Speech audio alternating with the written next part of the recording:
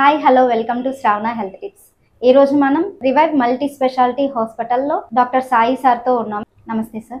Hello అండి, నేను doctor Sai, consultant anaesthesia, revive multi speciality hospital, IDPL, Balanagar. Sir, అసలు anaesthesia అంటే ఏంటి? ఎనస్థీషియాలో ఎన్ని రకాలు ఉంటాయి సార్? అనస్థీషియా అనేది బ్రాడ్గా చెప్పాల్సి వస్తే రెండు రకాలు. ఒకటి general anaesthesia and the other thing is spinal anaesthesia. Spinal అనస్థీషియాలో ఏం చేస్తాము అని అంటే నడుముకి ఒక చిన్న సూది ఇచ్చి లోవర్ పార్ట్ ఆఫ్ ది బాడీని నమ్ చేసేస్తాము.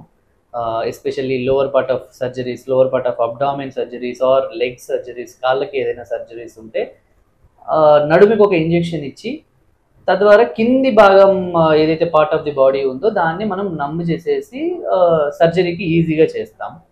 జనరల్ అనస్థీషియాలో పేషెంట్ని కంప్లీట్గా పడుకోబెట్టేస్తాం. త్రూ ఐబీ ఇంజెక్షన్స్ ఇచ్చి ఆర్ నరానికి ఏదైతే ఇంజెక్షన్స్ ఇచ్చి చేయగలమో దాన్ని ఇచ్చి కంప్లీట్గా పేషెంట్ని పడుకోబెడతాం. సో బ్రాడ్గా చెప్పాలి అంటే ఇవి రెండు రకాలు, general anaesthesia and spinal anaesthesia. ఇది కాకుండా రీజనల్ అనస్థీషియా అనేది ఇంకొక పార్ట్ ఉంటుంది.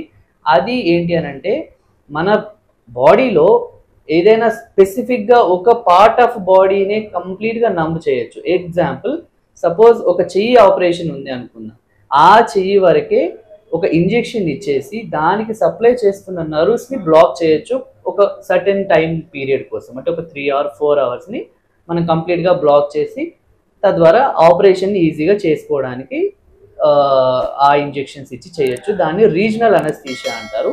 సో ఇవి చాలా రకాలు మన బాడీలో. ఏ పార్ట్ ఆఫ్ బాడీని కంప్లీట్గా నమ్ చేయాలో ఆ పార్ట్కి సప్లై చేస్తున్న నర్వ్కి వెళ్ళి ఆ ఇంజెక్షన్ ఇస్తే తద్వారా అది ఈజీ అవుతుంది ఆ ప్రాసెస్. సో బ్రాడ్గా చెప్పాలంటే general anaesthesia and spinal anaesthesia and the regional anaesthesia. Spinal ఎనస్థీషియాకి జనరల్ ఎనస్థీషియాకి ఎలాంటి డిఫరెన్స్ ఉంటుంది? స్పైనల్ అనస్థీషియా అనేది ఓన్లీ లోవర్ పార్ట్ ఆఫ్ బాడీలో ఉండే సర్జరీస్ వరకే మనం ఉపయోగిస్తాము. లైక్ సిజేరియన్ డెలివరీ ఆర్ కాలుకి ఏదైనా ఫ్రాక్చర్ ఉంది ఆర్ బాటమ్ సర్జరీస్ ఏమన్నా ఉన్నాయి, అప్పుడు వరకు మాత్రమే మనం ఒక నడుముకి ఇంజెక్షన్ ఇచ్చి లోవర్ పార్ట్ ఆఫ్ ది బాడీని నమ్ చేసుకొని సర్జరీస్ చేసుకుంటాం. ఇది స్పైనల్ అనస్థీషియా. జనరల్ అనస్థీషియా అనేవి upper part of the body or head surgery, neck surgery, చెస్ట్కి ఏమైనా surgeries or upper part of the abdomen surgeries అట్లాంటివి ఏమైనా చేయాలి అనుకున్నప్పుడే జనరల్ అనస్థీషియా ఇస్తాం. ఇవి బ్రాడ్గా రెండు రకాలు. ఎనస్థీషియాకి ముందు ఎంత గ్యాప్లో తినాలి అంటారు సార్? ఇది ఎన్బిఎం గైడ్ లైన్స్ అనేవి కొన్ని ఉన్నాయి. దాంట్లో ఎస్పెషల్లీ సాలిడ్స్కి అయితే వెరీ స్ట్రిక్ట్గా రూల్స్ ఉంటాయి కొన్ని. దాంట్లో పర్టికులర్గా చెప్పుకోవాలి అని అంటే సాలిడ్స్కి 6 hours minimum nil by mouth. NBM అనేది నిల్ బై మౌత్. సో నోటి ద్వారా ఏమీ తీసుకోకుండా మినిమం 6 hours ఉంటేనే ఏ టైప్ ఆఫ్ అనస్థీషియా అయినా ఇవ్వగలుగుతాం. సపోజ్ లిక్విడ్స్లో మళ్ళీ రెండు రకాలు. ఏదైనా fruit juices, pulpy juices, pulp ఉన్నవి అట్లాంటివి అయితే minimum 4 hours. Clear liquids like water కానీ, ఫ్రూట్ జ్యూసెస్లో క్లియర్గా ఉన్న ఫ్రూట్ జ్యూసెస్ కానీ వాటికి మినిమం 2 hours. సపోజ్ ఇదే విషయాన్ని మనం చిన్నపిల్లల్లో తీసుకుంటే, చిన్నపిల్లల్లో ఇన్ఫాంట్ కానీ, కిడ్ కానీ, చైల్డ్ కానీ బ్రెస్ట్ మిల్క్ తీసుకున్నాడు అనుకోండి, అప్పుడు సేమ్ సాలిడ్స్కి ఉన్న గైడ్ లైన్సే వర్తిస్తాయి. మినిమం ఆఫ్ 4 to 6 hours ఖచ్చితంగా నిల్ బై మౌత్ ఉంచాలి. అప్పుడే మనం ఏ రకమైన అనస్థీషియా అయినా ఇవ్వగలుగుతాం. స్పైనల్ ఎనస్థీషియా తీసుకున్న తర్వాత నడుము నొప్పి ఎక్కువగా వస్తుందని చాలా మంది కంప్లైంట్ చేస్తారు సార్, ఇది ఎంతవరకు నిజం అంటారు? స్పైనల్ అనస్థీషియా తర్వాత నడుము నొప్పి అనేది మోస్ట్ కామన్గా మేము కూడా గమనించే విషయం. ఎస్పెషల్లీ సిజేరియన్ అంటే పోస్ట్ డెలివరీ తర్వాత most of the mothers complaint చేసే విషయం ఇది స్పైనల్ అనస్థీషియా ఇవ్వడం వల్ల వచ్చే ప్రాబ్లం కాదు. ప్రెగ్నెన్సీ అనేది ఒక కాంప్లెక్సిటీతో కూడుకున్న విషయం. సో దాంట్లో చాలా వరకు హార్మోన్స్ ఇంబ్యాలెన్స్ అవుతూ ఉంటాయి. ఒక హార్మోన్ పెరగడము, ఒక హార్మోన్ తగ్గడము, ఇంకో హార్మోన్ బ్యాలెన్స్డ్గా ఉంచడము. సో ఇలాంటి థింగ్స్ మన బాడీలో జరుగుతున్నప్పుడు మన బాడీ దానికి తగ్గట్టుగా రియాక్ట్ అవుతుంది. సో కొన్ని లిగమెంట్స్ లూజ్ అవ్వడం, కొన్ని ఫైబర్స్ లూజ్ అవ్వడం, కొన్ని టైట్ అవ్వడం, ఇవి జరగడం వల్ల నడుములో ఉండే కొల్లాజన్ ఏదైతే ఉంటుందో, ఏదైతే టెండాన్స్ ఉంటాయో, ఏదైతే మజిల్ ఫైబర్స్ ఉంటాయో అవి లూజ్ అవ్వడం వల్ల వచ్చే నొప్పి అది. సో దానికి స్పైనల్ అనస్థీషియాకి ఎటువంటి సంబంధము లేదు. స్పైనల్ అనస్థీషియా వల్ల వస్తుంది అని అనుకోవడం అనేది ఒక అపోహ. రెండు, దీన్ని ఎలా నివారించాలి అని అంటే డెలివరీ అయిన తర్వాత దానికి తగ్గట్టుగా ఫిజియోథెరపీ అండ్ ఎక్సర్సైజ్ చేసుకుంటే దీనికి చాలా వరకు సొల్యూషన్ వస్తుంది. 99% మదర్స్ ఫిజియోథెరపీ కానీ ఏదైనా రెగ్యులర్ ఎక్సర్సైజెస్ చేస్తే దీనికి ఖచ్చితంగా నివారించే అవకాశం ఉంది. స్పైనల్ అనస్థీషియా వల్ల హెడేక్ కూడా వస్తుందంటారు కదా సార్, ఆ హెడేక్ రాకుండా ఉండాలంటే ఎలాంటి జాగ్రత్తలు తీసుకోవాలి? స్పైనల్ అనస్థీషియా ఇచ్చిన తర్వాత స్పైనల్ హెడేక్ అనేది కూడా ఒక మోస్ట్ కామన్ అని చెప్పలేము, బట్ కామన్గా వచ్చే కంప్లైంట్ ఇది. దీన్ని నివారించడానికి మెయిన్గా తీసుకోవాల్సిన జాగ్రత్తలు ఏంటి అని అంటే, స్పైనల్ అనస్థీషియా తీసుకున్న తర్వాత next 24 hours, minimum of 24 hours సుపైన్గా పడుకొనే ఉండాలి. అంటే బెడ్ మీద వితౌట్ పిల్లో, వితౌట్ దిండు పెట్టుకోకుండా సుపైన్గా స్ట్రైట్గా పడుకొని ఉండాలి. అండ్ వీలైనంత ఎక్కువగా మేము ఏదైతే ఎన్బిఎం బ్రేక్ చేస్తామో, అంటే ఇప్పుడు నుంచి తినవచ్చు తాగొచ్చు అని చెప్తామో అక్కడి నుంచి ఎక్కువగా వాటర్ తీసుకోవడం ట్రై చేయాలి. దగ్గడము అట్లాంటివి, కఫ్ అట్లాంటివి ఏమన్నా ఉంటే కొంచెం కంట్రోల్ అయ్యాకే సర్జరీ చేసుకోవడం బెస్ట్. ఎందుకు అనంటే దగ్గడం వల్ల ఎక్కువ స్ట్రెయిన్ పడి స్పైన్ మీద సిఎస్ఎఫ్ ఫ్లూయిడ్ ఏదైతే ఉంటుందో, బ్రెయిన్ ఫ్లూయిడ్, అది ఎక్కువ లీక్ అయ్యి స్పైనల్ హెడేక్ వచ్చే ఛాన్సెస్ ఉంటాయి. And more over once spinal headache వచ్చింది అంటే దానికి సొల్యూషన్స్ ఉన్నాయి, ట్రీట్మెంట్ ఉంది, అది పెద్దగా భయపడాల్సిన విషయం కాదు. ప్రీ అనస్థీషియా చెకప్ అది ఎందుకోసం అవసరం పడుతుంది సార్? ప్రీ అనస్థీషియా చెకప్ అనేది చాలా క్రూషియల్ థింగ్. ఇది మనం ఒక్కసారి చెక్ చేసుకోకుండా అనస్థీషియా ఇస్తే దాని పర్యవసనాలు చాలా తీవ్రంగా ఉంటాయి. ఎందుకు అనంటే ప్రీ అనస్థీషియా చెకప్లో చాలా వరకు మన బాడీ పార్ట్స్ని, బాడీ సిస్టమ్స్ని చాలా వరకు మనం చదివేస్తాం. సో మన బాడీ ఎంతవరకు అనస్థీషియాని తట్టుకోగలుగుతుంది, అది ఎటువంటి టైప్ ఆఫ్ అనస్థీషియా అయినా అది మన బాడీని తట్టుకుంటుందా లేదా, మనం ఎంతవరకు దాని నుంచి బయటకు రాగలం అనేది ప్రీ అనస్థీషియా చెకప్లో 100% తెలిసిపోతుంది. సో ఒకవేళ తట్టుకోలేదు, దానికి తగ్గట్టుగా మళ్ళీ మనం కావాల్సిన ట్రీట్మెంట్, కావాల్సిన ప్రికాషన్స్ తీసుకొని మనం ముందుకు వెళ్తాం.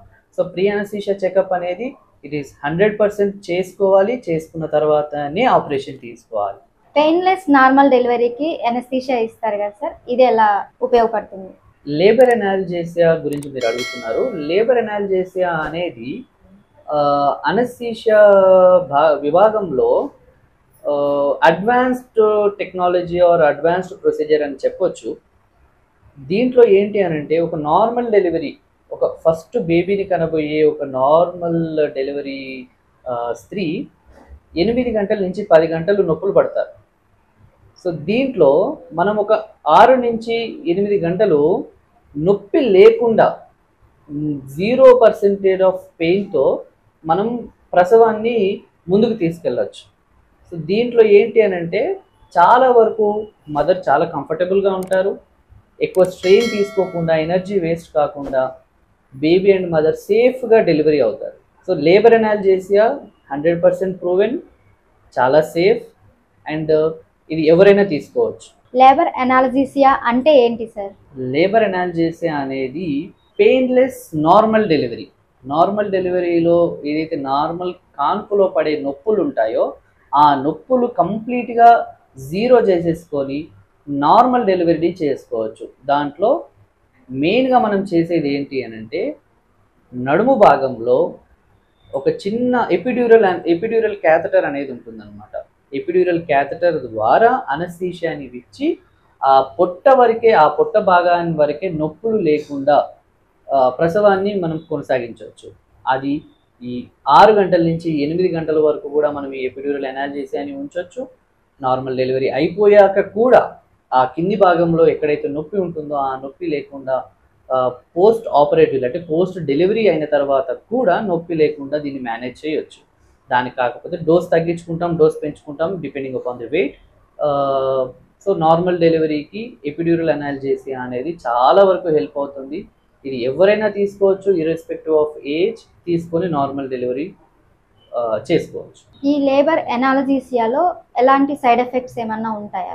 లేబర్ అనాల్జేసియాలో చాలా వరకు సైడ్ ఎఫెక్ట్స్ మనం ఎక్స్పెక్ట్ చేయలేము. ఎందుకంటే ముందే ప్రీ అనస్థీషియా చెకప్ అనేది చేసుకుంటాము. ప్రీ అనస్థీషియా చెకప్లో ఏమైనా కాంప్లికేషన్స్ వచ్చే పాసిబిలిటీస్ ఉంటాయా అనేది మనకి ముందే తెలుస్తుంది. సో అట్లాంటి సిచ్యువేషన్లో లేబర్ అనాల్జేసియా ఇవ్వము. పేషెంట్ కంప్లీట్గా ఫిట్ ఉంది అండ్ లేబర్ అనాల్జేసియా ఇవ్వచ్చు అన్నప్పుడే మనం లేబర్ అనాల్జేసియా ఇస్తాము. వన్స్ లేబర్ అనాల్జేసియా ఇచ్చాక 6 to 8 hours వరకు కూడా పేషెంట్ చాలా మదర్ చాలా సేఫ్గా ఉంటారు without pain. And post delivery కూడా దాన్ని మనం కంటిన్యూ చేసుకునే అవకాశం ఉంటుంది ఎనాల్జేసియా విధంగా. లేబర్ ఎనాల్జీసియాలో అది తీసుకోవడం వల్ల పేషెంట్ కాలు కదపవచ్చా సార్, అంటే మూమెంట్ చేయొచ్చా?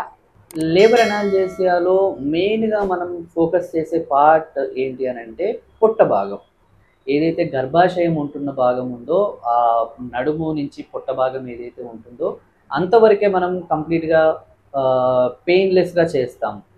మిగతా బాడీ పార్ట్స్ కాళ్ళు చేతులు అన్నీ నార్మల్గా కదపచ్చు, వాకింగ్ కూడా చేయొచ్చు మైల్డ్గా with support. Only labour analgesia painless normal డెలివరీకి మాత్రమే ఉపయోగపడుతుంది.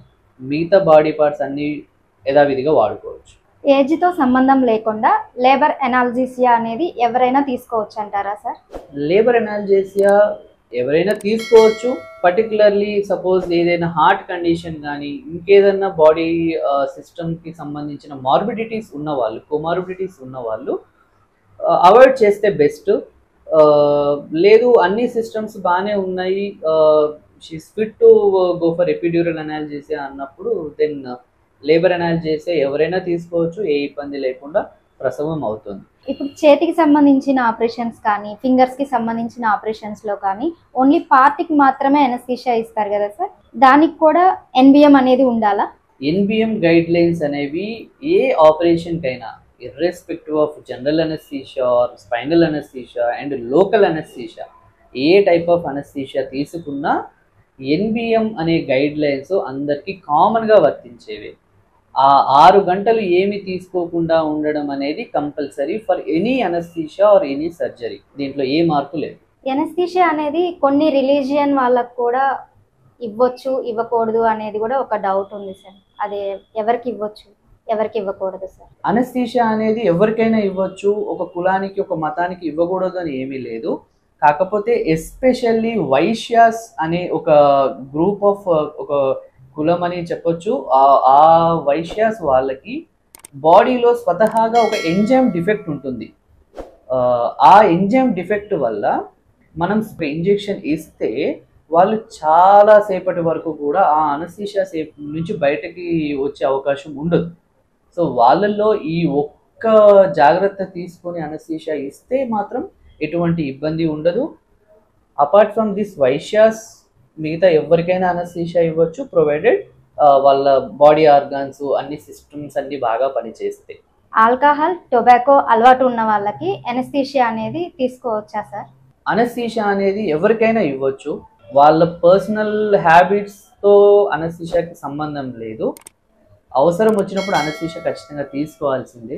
అండ్ ఆల్కహాల్ ఒకవేళ టొబాకో అలవాటు ఆల్రెడీ ఉన్న వాళ్ళకి కొన్ని ప్రికాషన్స్తో అనస్థీషియా ఇవ్వచ్చు, దాంట్లో ఎటువంటి ప్రాబ్లం లేదు. కాకపోతే ఈ ఆల్కహాల్ లివర్ని డ్యామేజ్ చేస్తుంది అండ్ మన అనస్థీషియా డ్రగ్స్ కూడా most of the anaesthesia drugs liver మీద పనిచేస్తాయి. సో లివర్ మీద పనిచేసే డ్రగ్స్ కాకుండా వాటి ప్లేస్లో వేరే డ్రగ్స్ యూజ్ చేసుకుంటే సేఫ్గా అనస్థీషియా ఇవ్వచ్చు, even though they are habituated to alcohol or tobacco. Thyroid problem ఉన్న వాళ్ళకి ఎనస్థీషియా ఇవ్వచ్చా సార్? థైరాయిడ్ ప్రాబ్లం ఉన్నా కూడా, హైపోథైరాయిడిజం ఉన్న పేషెంట్కి కూడా అనస్థీషియా ఇవ్వచ్చు, ఏ రకమైన అనస్థీషియా అయినా ఇవ్వచ్చు. కాకపోతే ఏ రోజైతే సర్జరీ అనుకుంటున్నారో ఆ రోజు కూడా థైరాయిడ్ ట్యాబ్లెట్ తప్పనిసరిగా తీసుకోవాలి, అది కంటిన్యూ చేయాలి. అది మర్చిపోయి మళ్ళీ అనస్థీషియాకి వెళ్ళకూడదు. అనస్థీషియా ఉన్న రోజు కూడా, అంటే మీకు సర్జరీ ప్లాన్ చేసుకున్న రోజు కూడా థైరాయిడ్ ట్యాబ్లెట్ ఖచ్చితంగా వేసుకోవాలి, అయితే ఎటువంటి ప్రాబ్లం ఉండదు. Please like, share and subscribe Shravana health tips.